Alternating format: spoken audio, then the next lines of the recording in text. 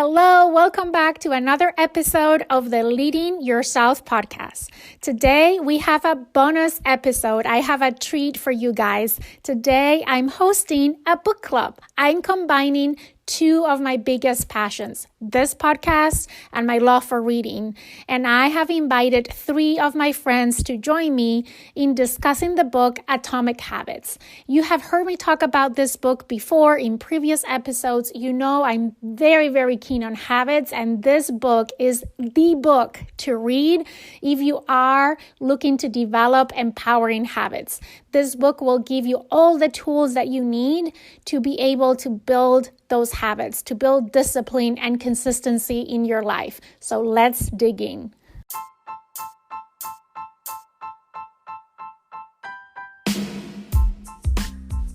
Welcome to the Leading Yourself podcast. This is your host, Carolina de Arriba. I'm an HR professional, health and fitness coach, wife, mom, and above all things, a goal-getter. In this podcast, we're going to be digging into all things leadership, professional and career development, habits, and relationships. This is a podcast for those who want to become the best version of themselves. Those who have big dreams and are willing to embrace the journey and put in the work to achieve them. My goal is to share with you the tools, tips, and tricks to help you in your journey. So let's dig into today's episode. If you have not yet read Atomic Habits by James Clear, you have to read this book. I really recommend it. It's one of the best personal development and personal growth books that I've ever read. And if you're interested to find the book, I will put the link in the comments of this podcast. I'm going to start by sharing with you one of my key takeaways of the book and how I have applied it to my life. And then I'm going to ask the same question to three of my friends. What is their key takeaway, and that they can share with you also an example on how they've been able to implement that in their lives to build empowering habits. For me, in the book, James talks about the 1% rule. Basically, this is the law of the 1% is the idea of improving by 1% every day.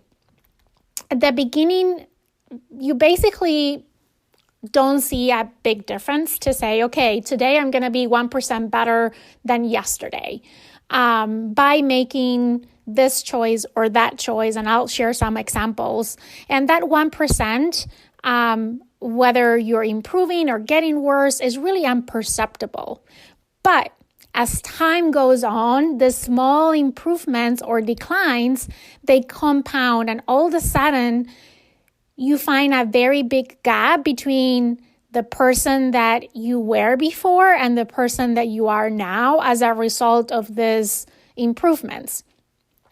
And I'm going to talk only about the positive side, but keep in mind that this 1% rule also applies, as I said, for getting worse, right? Deteriorating. I'm going to omit that part just for now because I want to focus on the positive side of this 1% rule.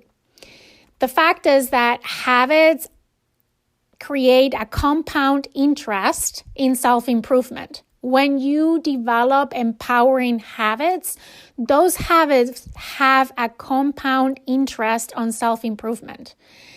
If you can just get 1% better at something every day, by the end of the year, you're basically have improved by 37%.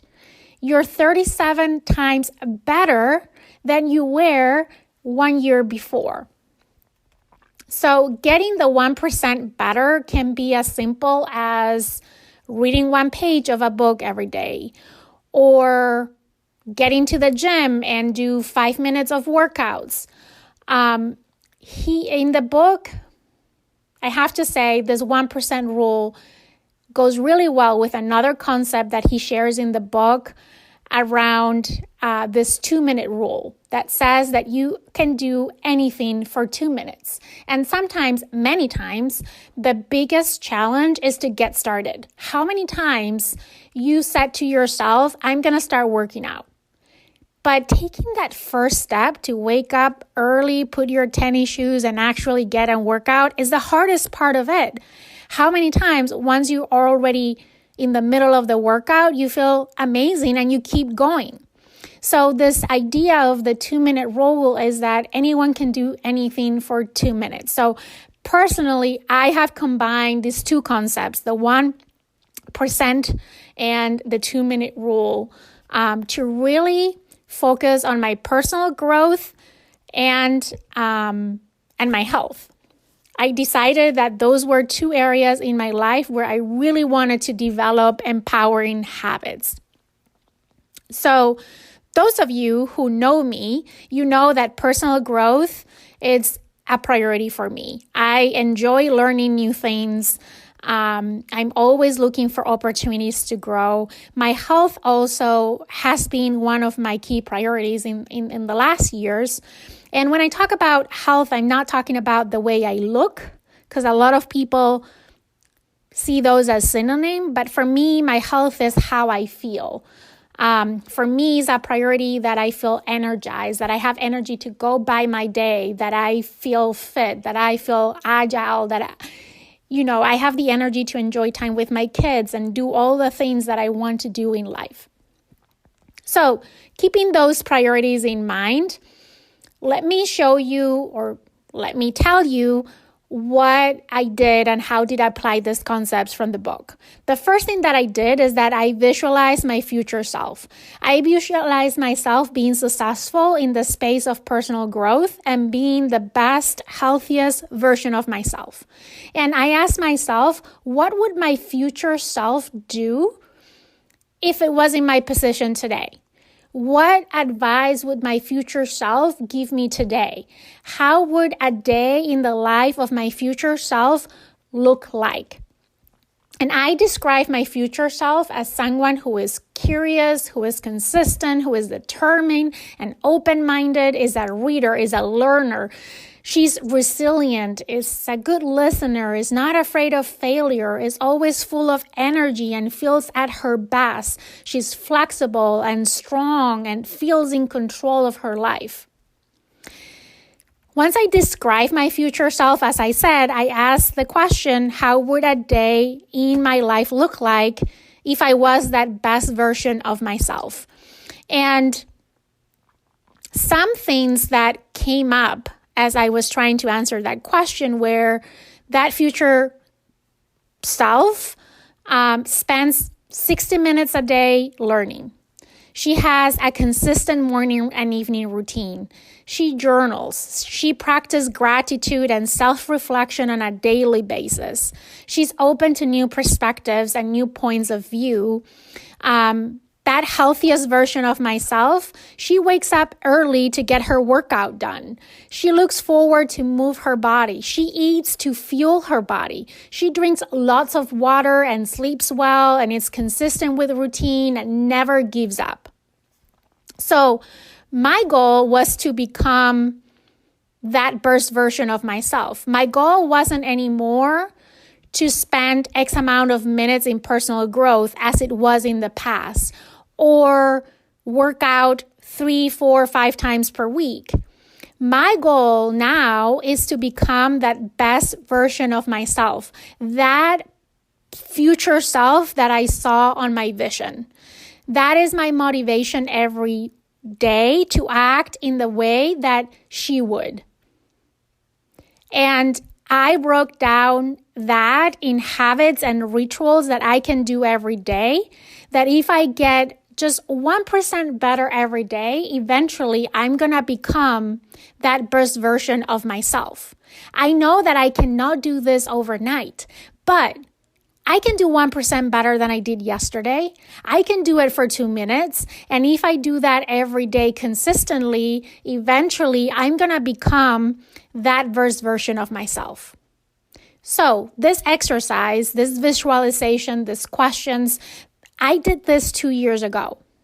And today, I can say that I am very close to be that future version of myself that I saw 2 years ago. Because Now, these habits, these things are part of my daily life. So how does being 1% better than yesterday look like? Let me give you some examples of things or situations where I have consistently applied this law of the 1% rule. For example, when I'm ready to give up on those reps, when I'm working out, I go for an extra repetition or I go for 2 more minutes of my workout. You know, that moment where you just want to give up because it's so hard. I go on for 2 more minutes. My water, you know, I got into this mindset that I set a goal for myself to drink X amount of ounces of water. And once I hit that goal, I stopped drinking. Why continue drinking? I already hit my daily goal. Now my mindset is when I hit my daily goal, I go for an extra glass of water. When the alarm goes off in the morning and I want to hit snooze, I don't, because if you snooze, you lose. That's my mindset. When I see that online training and it feels like, oh my God, I don't have time for this. I really want to do it, but I don't have time for it. I just go and sign up for it. And I figure out later how I'm going to make it work. And I just make it work. I figure it out. Every month I set goals and I increase that bar just an inch every month. I make it a little bit more challenging every month. When in the past I would set a goal to read for 30 minutes or read 2 pages of a book every day before going to bed. Now, once I'm done with that, I go for an extra page. I go for extra 2 minutes. I block time, 15 minutes to be exact, every day to write. I share with you guys in the past that I want to be a writer. I want to publish a book. That is one of my 10-year goals. And I know that the only way that I can really become good at writing is writing. So every day, as part of my morning routine, I block 15 minutes and I write. Regardless of the quality of what I write, whether I like it or not, whether I use it or not, I write for 15 minutes. I don't stop until the 15 minutes are over. Sometimes the actual writing time is just 5 minutes, but I'm sitting there in front of that blank piece of paper for 15 minutes. And until the 15 minutes are over, I cannot stand up. And I don't turn my phone during those 15 minutes. They're just my writing time. And those might be the only 15 minutes in the day, but I do it every single day. So that's how being 1% better than yesterday looks for me. But I want you to think how that will look like for you. How would that future version of yourself, that best version of yourself look like? What would she or he do? What habits he or she is doing consistently that helps him or her become so successful, that version that you aim to become in the future. So I really encourage you to do this exercise for yourself. And again, really encourage you to read the book, because all these, as my brother likes to say, golden nuggets of information, all these tips, all these strategies are in the book. The truth is, I can keep going and going talking about this book and all, as my brother would say, golden nuggets of information, all the strategies that are contained in this book. But I want you to listen also from my friends that are joining me today, so they can share with you their key takeaways and the ways that they've been able to implement them in their lives. So today I'm going to have my brother back. You probably have heard the episode where we were talking about tips from working from home in the middle of the COVID-19 quarantine. And I have 2 friends from work, Jeff and Sandia. They both work in human resources and organizational development, change management space. We hosted a book club at work on this particular book, Atomic Habits, and I was really impressed by their key takeaways, but mostly how they've been able to implement that in their lives. So I wanted to invite them to come over to the podcast and share them with you as well. So I'm going to start with Jeff. Then I will ask the question to my brother, Alejandro, and then we'll end up with Sandhya. So we can go around and go over some of the golden nuggets of information, all those key strategies in this amazing book. Hi, Jeff. Thank you very much for being here today in this podcast episode. Yeah, thanks for having me. Yeah, I am so excited because I've heard you talking about your key takeaways of the book and your examples, and I was pretty amazed with what you came up with and how you were able to implement some of the concepts of the book. So maybe you can share with everyone, what was your key takeaway from the book and an example where you were successful in applying that concept in your daily routines? Yeah, I mean, Atomic Habits was a game changer for me when it comes to like habit formation and just thinking about how I create my behaviors, create my environment around me to drive certain behaviors. And I mean, I've read books like The Power of Habits and other habit type books, but this one by far was the most practical, and I got the most out of it. And the biggest thing that I got out of it, so if you dive in at all to the psychology of habits, you find there's this cue where you have, or this loop where you have a cue, you have a routine, and you have a reward. And most habits we figured fall into that in some way. But what I took away from the Atomic Habits was there is something just outside of that loop that we don't talk about very much. And that is thinking about your identity as it is wrapped up in these habits. So one thing the book talked about that really struck me was if you're going to say, I'm going to adopt X habit, it's never as simple as I'm just going to change that behavior. That behavior is wrapped up in some sort of identity that you've either had since you were a kid or you developed recently. And there's just so much, it's just not in a vacuum. And there's so much that goes into that. So that was one thing that I took away immediately as I started thinking about transferring certain behaviors and developing certain habits. And it worked out that around that time was when I was actually starting to learn programming, specifically the Python language. And that is, there's a lot to learn there. It's totally different. I didn't study it in school. It's totally different from what I've really done with my time and my career and everything else that I've been doing. So it was definitely going to require a lot of different behavior changes and a lot of different habits. And the first thing I started off with was, what are some identities that I currently have that could inhibit me adopting habits and then therefore having the behaviors to then learn programming? And some of the ones that were interesting that popped up immediately was, I'm a person that's not good at math. I'm a person that is not very good at coming up with logic or, going through, I'm not very detail oriented. I can't go through lines of code to figure out how to solve a problem or debug an application. There were all these things that I just held in my head from, I don't know where they came from, but I knew that if I didn't address those first, there's no chance I was going to ever be able to come up with or change my behavior and then learn programming. So what I journal a lot. So what I wrote down was any of those identities I thought I would have surrounding programming. And then when I would write my goals out for the week or for the month or whatever, they were centered around those habits. So like, let's take the first one, for instance, was math. Like, I'm not good at math. I took my first week of programming. I took that and said, this week, like, I'm going to be the person that is good at math. I'm going to talk about math a lot. I'm going to follow some math pages on Instagram and Facebook. I'm going to find a YouTube channel that talks about math. And all those little habits, which goes back to the Atomic Habits thing, all those little things that I did throughout that week and then continuing totally changed, one, how I saw myself. So my identity wrapped up in that math identity, and also how other people saw me in that.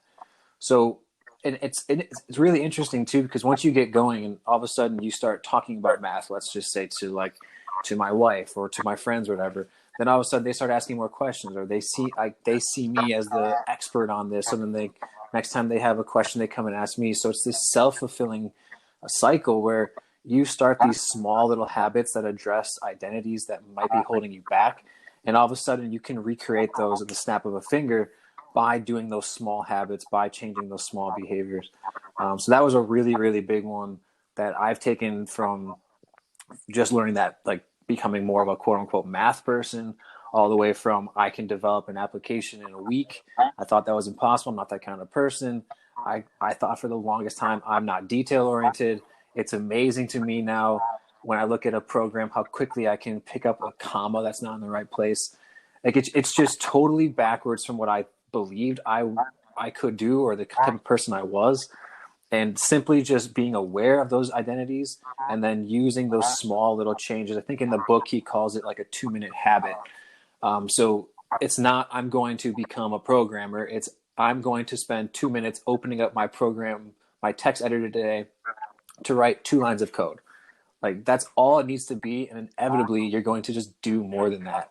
But to get started, if you can just break it down into those small 2-minute type habits, small little things, it will only speed up the process at which you change those identities, and then therefore much easier to change your behavior and change your habits. That is amazing, Jeff, how you taught yourself to become a programmer. Wow.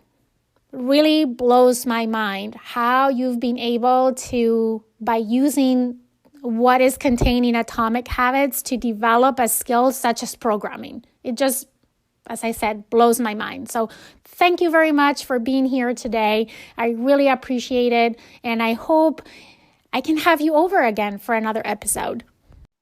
Hi, Alejandro. Welcome back to the podcast. I can't believe that we were just talking about tips for working from home 2 weeks ago.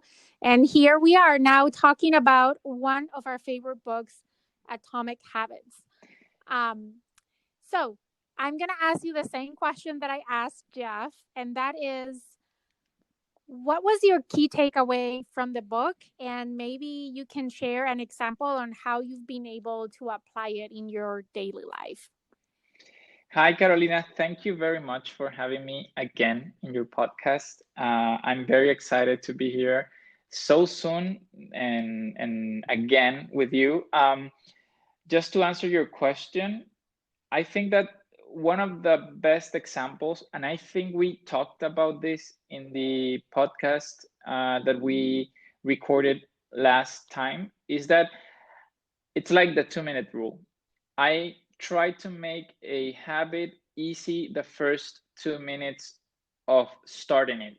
So what do I do? Whenever I'm working, since right now we're in quarantine, so I'm working from home, I try to, every time I think about doing exercise, if I'm not in a meeting or I'm not doing something that it's very urgent or important right now, I stop what I'm doing, I get up and start doing exercise. It's like anything, a squat, or a jumping jack, anything easy to start, and it just makes it easy to get going afterwards. But I think that it's not fair just to talk about one key takeaway from the book, since the book is full of golden nuggets. So I know that we could spend like hours talking about it. I think that every page has something to talk about, and it was awesome. It's my favorite book from 2019. You talked about the 2-minute rule, and that falls under the making a habit easy, because anyone can do something for 2 minutes. He also talks about automating your habits. So investing in technology and, things that can help you automate your habits.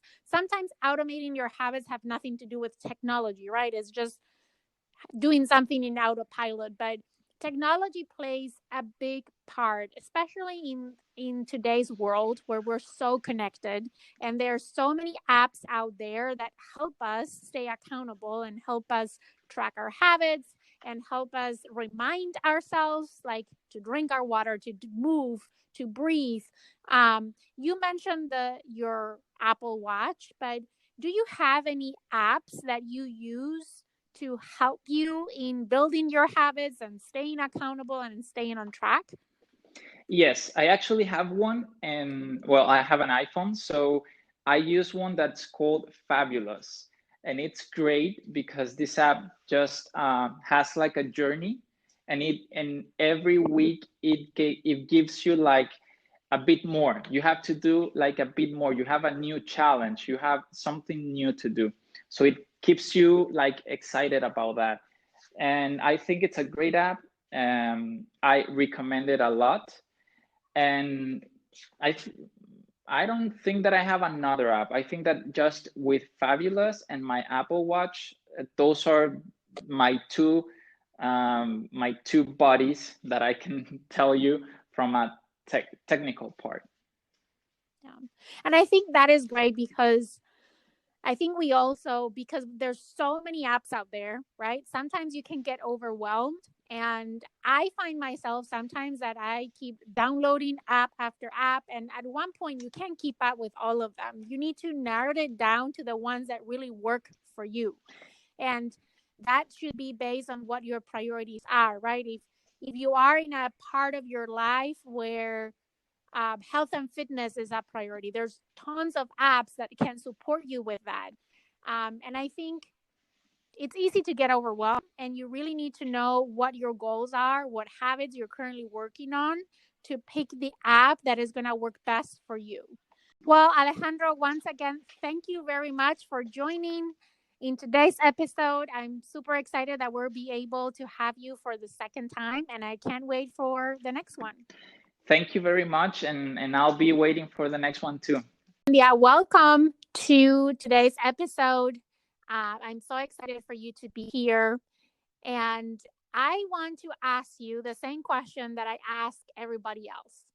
I know that you have read the book, and based on our talks, I know you also really like the book like everybody else. And my question to you is, what was your key takeaway when you read the book? And maybe give us an example on how you applied what you learned from Atomic Habits. Carolina, thank you so much for having me on the podcast. As you know, I absolutely love the book. There's so many takeaways in it. It's hard to tell you one, but there's two things that I want to share with you that I absolutely took away from the book and that I've implemented. They are implementation intention and habit stacking. So let's talk about like implementation intention.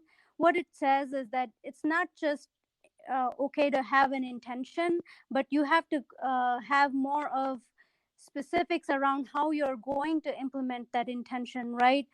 It's not just okay to say, I want to just work out every day, but be specific about, okay, what time do you want to work out and where do you want to work out, and be very specific.